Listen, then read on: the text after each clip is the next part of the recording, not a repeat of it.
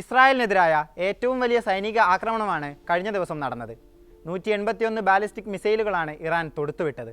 ഇതോടെ രാജ്യത്തുടനീളം അപായ സൈറണുകൾ മുഴങ്ങി. തെൽ അവീവിലടക്കം മിസൈലുകൾ പതിച്ചു. ജനങ്ങളോട് പൂർണ്ണമായും സുരക്ഷിത ബങ്കറുകളിലേക്ക് മാറാൻ ആവശ്യപ്പെട്ടിരുന്നു.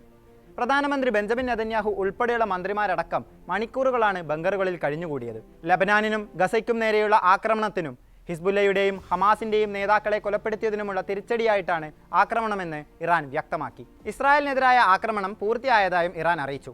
തിരിച്ചടിയുണ്ടായാൽ കൂടുതൽ ആക്രമണം നടത്തും. കൂടുതൽ തിരിച്ചടികൾ നേരിടാൻ ഇസ്രായേൽ ഭരണകൂടം തീരുമാനിച്ചില്ലെങ്കിൽ ഞങ്ങളുടെ ആക്രമണം അവസാനിച്ചിരിക്കുന്നു.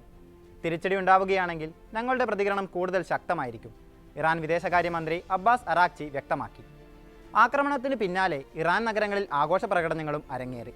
ഇസ്രായേലിനെതിരായ ആക്രമണത്തിന് ഇറാൻ ഉപയോഗിച്ചവയിൽ ഏറ്റവും പുതിയ ഫതഹ് ഹൈപ്പർസോണിക് ബാലിസ്റ്റിക് മിസൈലുകളും ഉൾപ്പെടുന്നുണ്ട്. ആദ്യമായിട്ടാണ് ഇത് ഉപയോഗിക്കുന്നതെന്ന് ഇറാനിയൻ മാധ്യമങ്ങൾ റിപ്പോർട്ട് ചെയ്യുന്നു. 2023 ഈ മിസൈൽ അവതരിപ്പിക്കുന്നത്. 1400 കിലോമീറ്ററാണ് ഇതിൻ്റെ ദൂരപരിധി. ഇറാൻ പ്രാദേശികമായി നിർമ്മിച്ച ആദ്യത്തെ ഹൈപ്പർസോണിക് മിസൈൽ കൂടിയാണിത്. ശബ്ദത്തേക്കാൾ 15 ഇരട്ടി വേഗതയിലാണ് ഇതിൻ്റെ സഞ്ചാരം.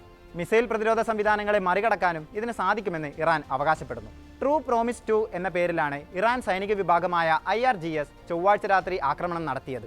കഴിഞ്ഞ ഏപ്രിലും ഇസ്രായേലിന് നേരെ ആക്രമണം നടത്തിയിരുന്നു. അതിൻ്റെ പേര് ട്രൂ പ്രോമിസ് 1 എന്നായിരുന്നു. ചൊവ്വാഴ്ചത്തെ ആക്രമണം ഇസ്രായേലിൻ്റെ സൈനിക കേന്ദ്രങ്ങളെ ലക്ഷ്യമിട്ടായിരുന്നുവെന്ന് ഇറാൻ പറയുന്നു. 3 സൈനിക കേന്ദ്രങ്ങളെയാണ് ലക്ഷ്യമിട്ടത്.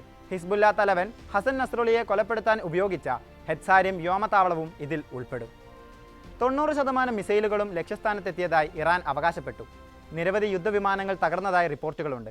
മിസൈലുകൾ വരുന്നതിൻ്റെയും അവ പതിച്ചുണ്ടായ വലിയ കുഴികളുടെയും ദൃശ്യങ്ങൾ സാമൂഹിക മാധ്യമങ്ങളിൽ പ്രചരിക്കുന്നുണ്ട്. മിസൈലുകൾ വിക്ഷേപിക്കുന്നതോടൊപ്പം ഇസ്രായേലിന് നേരെ സൈബർ ആക്രമണവും ഇറാൻ നടത്തിയതായി റിപ്പോർട്ടുണ്ട്. അതേസമയം തിരിച്ചടിക്കുമെന്ന് ഇസ്രായേലും അമേരിക്കയും പ്രഖ്യാപിച്ചതോടെ പശ്ചിമേഷ്യ കൂടുതൽ സംഘർഷത്തിലേക്ക് നീങ്ങുമെന്ന് ഉറപ്പായി. അമേരിക്കയുടെ സഹായത്തോടെ പല മിസൈലുകളും പ്രതിരോധിച്ചതായി ഇസ്രായേൽ അവകാശപ്പെട്ടു. ഇറാൻ വലിയ തെറ്റാണ് ചെയ്തതെന്നും ഇതിന് വലിയ തിരിച്ചടി നേരിടേണ്ടി വരുമെന്നും നെതന്യാഹു മുന്നറിയിപ്പ് നൽകി. Gaza, Lebanon, Iran, Iraq, Syria, Yemen എന്നിങ്ങനെ മിഡിൽ ഈസ്റ്റിൽ എവിടെയാണെങ്കിലും ശത്രുക്കളെ ആക്രമിക്കുമെന്നും അദ്ദേഹം വ്യക്തമാക്കി. അതേസമയം ഇറാന്റെ ആക്രമണത്തെ ഹമാസ് അടക്കമുള്ള സംഘടനകൾ സ്വാഗതം ചെയ്തു. ഇറാന്റേത് ധീരമായ നടപടിയാണെന്നും സയനിസ്റ്റ് ശത്രുവിനും അതിൻ്റെ ഫാസിസ്റ്റ് സർക്കാരിനുമുള്ള ശക്തമായ സന്ദേശമാണിതെന്നും ഹമാസ് വ്യക്തമാക്കി. ഇത് അവരുടെ തീവ്രവാദത്തെ തടയാനും നിയന്ത്രിക്കാനും സഹായിക്കുമെന്നും ഹമാസ് കൂട്ടിച്ചേർത്തു. മിഡിൽ ഈസ്റ്റ് സമ്പൂർണ്ണമായ പ്രാദേശിക യുദ്ധത്തിലേക്ക് കടന്നിരിക്കുകയാണെന്ന് US ആസ്ഥാനമായുള്ള തിങ്ക് ടാങ്കായ ഡോണിൻ്റെ അഭിഭാഷക ഡയറക്ടർ റീഡ് ജാറർ അൽ ജസീറയോട് പറഞ്ഞു. അമേരിക്കയുടെ നയത്തിൽ മാറ്റം വരാതെ ഇത് അവസാനിക്കില്ല. നമ്മൾ ഒരിക്കലും ഇസ്രായേലിലേക്ക് കൂടുതൽ ആയുധങ്ങൾ അയക്കരുത്. ഇസ്രായേലിൻ്റെ കുറ്റകൃത്യങ്ങൾക്ക് ധനസഹായം നൽകുന്നത് അവസാനിപ്പിക്കണമെന്നും അദ്ദേഹം ആവശ്യപ്പെട്ടു. ഇറാനെതിരെ ഇസ്രായേൽ തിരിച്ചടിക്കുമെന്ന കാര്യത്തിൽ യാതൊരു സംശയവുമില്ലെന്ന് Middle East Council of Global Affairs പ്രതിനിധി ഉമർ റഹ്മാൻ പറയുന്നു. അങ്ങോട്ടും ഇങ്ങോട്ടും പ്രതികാര നടപടി ഉണ്ടാകും. ഇത് വലിയൊരു യുദ്ധത്തിലാണ് കലാശിക്കുക.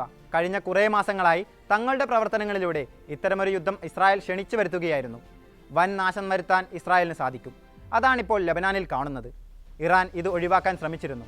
എന്നാൽ ഇപ്പോൾ അവർ ഇസ്രായേലുമായുള്ള യുദ്ധത്തിൻ്റെ പാതയിലാണെന്നും ഉമർ റഹ്മാൻ പറഞ്ഞു.